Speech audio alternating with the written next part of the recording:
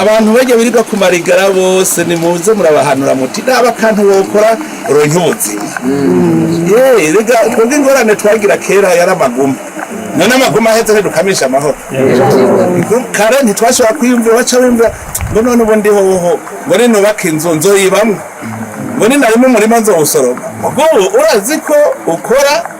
ukimbura ukaba agafaranga ukubaka inzu ejo hariho nico ituma nabandi babwira nti ntakore kuri ciza twafashe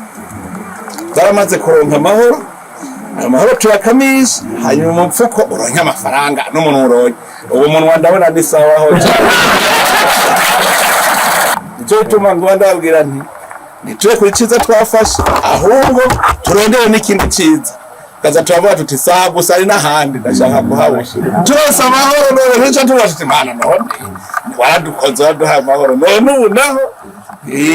dushaka umuntu wacu mera neza abantu dufise imyaka myinshi nituze turigisha nabo gwaruka gwacu kuko twere twarahombye rero iyo myaka twarayihombye abo rero urugwaruka abashasha abantu batarakweza imyaka 50 nibabe inkoni twishimikiza hanyuma urugwaruka nabwo ruce rukora cyane igihugu tugikomeze tugiteze imbere mugabo tugube tubungabunga amahoro ico kintu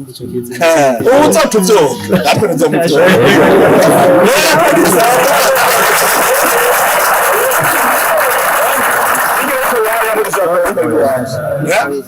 ditweme muribuka umuntu muraba ngo mbe n'umuhutu ngo n'umutuzi oyo biryoshe utuva tuti turabarundi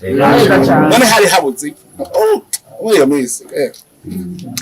ntibizo bigaruke biragahera kabisa twibungabunga amahoro yacu hanyuma duce twikorera ibikorwa muze murangene bihinduka